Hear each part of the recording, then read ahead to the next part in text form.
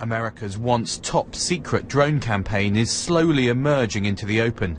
Today, a new revelation from the American media that drones like these have been operating for years out of a secret base in Saudi Arabia.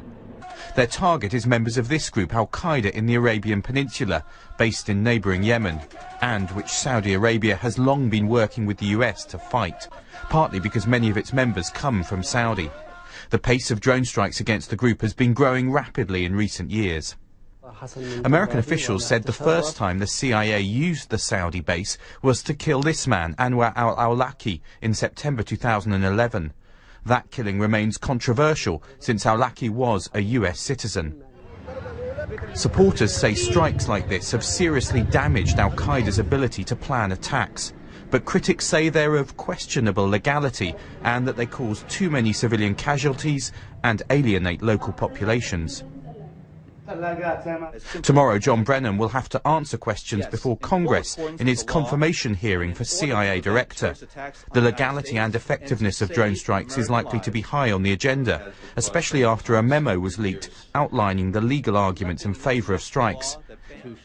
Yesterday, the White House defended the policy. We have acknowledged, the United States, that sometimes we use remotely piloted aircraft to conduct targeted strikes against specific al-Qaeda terrorists in order to prevent attacks on the United States and to save American lives. We conduct those strikes because they are necessary to mitigate ongoing actual threats, to stop plots, prevent future attacks, and again, save American lives. These strikes are legal. They are ethical and they are wise. The revelation that there's been a secret base in Saudi Arabia may mean some of the difficult questions about the operations of drones will be raised not just in Washington, but also in Saudi Arabia's capital, Riyadh. Gordon Carrera, BBC News. I was ripped up by what happened in Newtown, as you can tell by the dozens of videos that I made about it. And every time I think about the video we showed you with the kids and the one in the baseball hat and the parent crying, talking about how his daughter lit up the room, I have a hard time keeping it together. But what's interesting is that when our drone strikes kill kids that are not American, it gets almost no coverage. And people are not broken up about it. And the president, who was teary-eyed about Newtown, which is exactly what he should have been, and we need to do gun control on that, is not teary-eyed about civilian casualties through our strikes. Now, the reason we have Al-Majala up there is because it's a town in southern Yemen, and we actually did Tomahawk missile strikes there, and there was also cluster bombs as well, and we killed 14 women and 21 children. 21 children. Now in Newtown, there was 20 kids killed, 28 overall. Now, of course, the U.S. says that's all incredibly different because we're trying to target militants. Did we target any militants in that strike? Well, it's unclear, but there was reporting by a Yemeni journalist and, that said, and that showed the bombs were from the U.S., and they showed the civilian deaths. So what happened to the journalist who showed the civilian deaths? He was put in prison by the government of Yemen. They were going to let him out a couple of years later. They were going to pardon him. Saleh, who is no longer the president of Yemen, was going to do it because he's a journalist, and it was obvious. And the people of Yemen were upset that he was put in jail for covering the civilian deaths. President Obama called and said, no, the U.S. government still calls that journalist a terrorist. Do not give him a pardon, put him back in jail. And they did. And he's still in jail today because President Obama made that call. Why? Because we don't want the world to see the kids that died because of our bombs. Now, I know a lot of people think they're justified in collateral damage.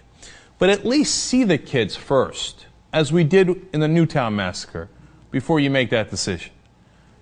Now, Brave New Foundation went and talk to people on the ground where these drone strikes happen.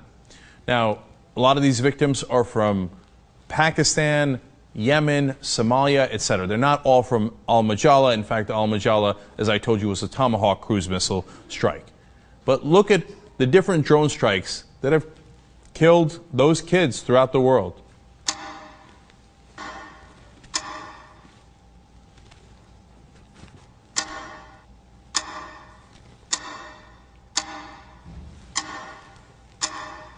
Maya Zalkan, 3 years old, South Waziristan, January 23, 2007.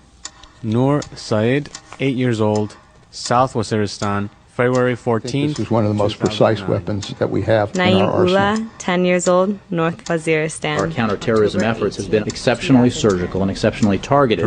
They have been very precise, precision strikes against Al-Qaeda. Fatima Khan, North Waziristan. U.S. officials say drones are highly accurate. Zayed Wali Shah, 7 years old. Drones have not caused a huge number of civilian casualties. Aisha, 3 years old. We are able to target with much more precision. Nisar Khan. All the actions that we take is totally consistent with international law. Naeem Khan, In the past year, there hasn't been a single collateral death. Orphans of the These are Bismillah easy family. decisions to make, but life isn't easy, war isn't easy. We are very careful about avoiding civilian casualties.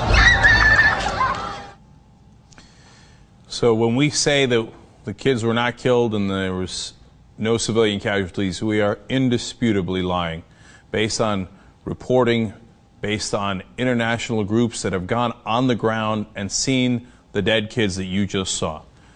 And if that doesn't also cause you to think, hey, maybe we're doing something wrong there as well, you got to question yourself on that. Now, the other thing is, the people who've been doing this also have concerns because they've seen it. One particular guy is Brandon Bryant. He was a U.S. drone pilot. And he quit because he was racked with guilt over killing civilians. Now, the U.S. media, of course, has not covered that story almost at all. Der Spiegel in Germany did. They talked to him. And here's how he explains one particular instance. They say Bryant and his co-workers sat in front of 14 computer monitors and 4 keyboards. When Bryant pressed a button in New Mexico, someone died on the other side of the world. He remembers one incident very clearly when a Predator drone was circling in a figure-8 pattern in the sky above Afghanistan. Now, the article explains there was a countdown, and Bryant's job was to focus the laser on where the drone was going to go, and a guy sitting next to him pushes the button. But he can move the laser, and if he does, the bomb goes elsewhere. And there's a countdown happening, and he's seeing it go to 17 seconds, and then eventually, as you're about to see, 7 seconds. And he's thinking, God, I don't know who's in there. I hope they got the right information. And the Der Spiegel picks it up from there. With 7 seconds left to go, there was no one to be seen on the ground. Bryant could still have diverted the missile at that point. Then it was down to 3 seconds. Bryant felt as if he had to count each individual pixel on the monitor. Suddenly, a child walked around the corner, he says. The story then continues. Second 0 was the moment in which Bryant's digital world collided with the real one in a village between Baghlan and Mazar-e-Sharif. Bryant saw a flash on the screen, the explosion. Parts of the building collapsed. The child had disappeared. Bryant had a sick feeling in his stomach. Remember, this is one of our drone pilots. And he says, "Did we just kill a kid?" he asked the man sitting next to him. And the man who pushed the button says, "Yeah, I guess that was a kid," the pilot replied. So they asked, "Was that a kid?" They wrote in a chat window on the monitor. Der Spiegel continues. Then someone they didn't know answered. Someone sitting in a military command center somewhere in the world who had observed their attack. "No, that was a dog," the person wrote. They went back and they reviewed the scene on the video. They said, a dog on 2 legs? So when they tell you we don't kill civilians, and you know they're lying because recently they reclassified every military-aged male, and by the way, they're now including children in that too. We did that story as well. As young as 8 years old, they're saying, by definition, they are now all considered militants. If we kill them, you have to prove that they were innocent. Otherwise, we assume they were militants. Now, if they did that to our kids, what would we think? Look at what happened in Newtown and how devastated we were. Now, how devastated do you think Pakistan is? How devastated do you think Yemen is? And all these places where we're doing drone strike after drone strike. And then, add insult to injury, we called our kids dogs because we couldn't possibly make a mistake. Glenn Greenwald made a good point about this. It is part of the dehumanizing of Muslims across the world, because it's hard to kill kids. It's hard to live with that. As Bryant found out, he couldn't live with it. And so he moved on and he quit that job. So what do? No. They're not kids, they're militants. And if it looks on camera like they're a kid, we're going to call them a dog. If those kids don't also affect you, I think you got to question yourself, man. I'm ripped apart by what happened in Newtown. I'm also ripped apart by what happened in Al-Majala and so many different cities across Pakistan, Yemen, and other countries that we do drone strikes in.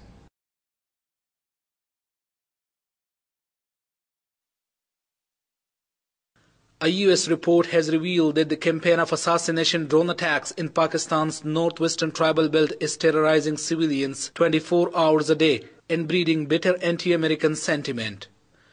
Men, women and children are subjected to almost constant trauma, including fear of attack, severe anxiety, insomnia and high levels of stress, says the new report by law professor at Stanford and New York universities. The doctors, the psychiatrists, they are receiving people over here in the cities like Peshawar and Islamabad. They are saying that people now are talking about, and children, even at the age of 3 and 4 or 5, they are so terrorized by the drones that the time they hear the sound of a drone just hovering around in the skies, they are just crying, or either they are shouting or they are doing something else. So this is how the whole of the agency or the tribal area is being terrorized by these drone attacks. The 9-month investigation into the CIA assassination drones, which is based on public data including interviews with civilians, witnesses and survivors of the US assassination drone attacks in northwest Pakistan, indicate that the attacks have killed thousands of people since the beginning, with only 2% of those killed in the attacks being the militants. The report says that hardly 2% of the targets have been achieved. Whereas, what about the 98%? The independent sources or the people over there in North Waziristan, South Waziristan, or the tribal areas, they say, and the figure is going about 2,500 deaths in the drone attacks. So under these circumstances, if we talk about even about the report which has come to the fore, even then we can say that people are terrorized by these drone attacks. This, while the research based on interviews with residents of North Waziristan, the region most heavily targeted by US assassination drone strikes, reveals that the US conception of such strikes is at fault. Besides, the report says the missile strikes are affecting daily life in the tribal areas, making people unwilling to gather in groups, even for weddings and funerals, for fear of being targeted. We have several instances of the local Grand Jirga meetings of the tribal elders were attacked by drones, killing hundreds of innocent tribesmen. And because of such incidents, our people are now afraid of holding large gatherings. We even feel unsafe in holding wedding ceremonies or funeral gatherings, fearing lest they may be targeted by the drones. The report also says that after the drone attacks, rescuers are unwilling to help the wounded for fear of being hit by follow-up missiles. The US drone campaign has become a festering sore in Pakistan-US relations, with Islamabad terming the strikes as violation of its sovereignty. The new report urges Washington to rethink its drone strategy, arguing it is counterproductive and undermines international law. Zahid Hussain, Press TV, Peshawar.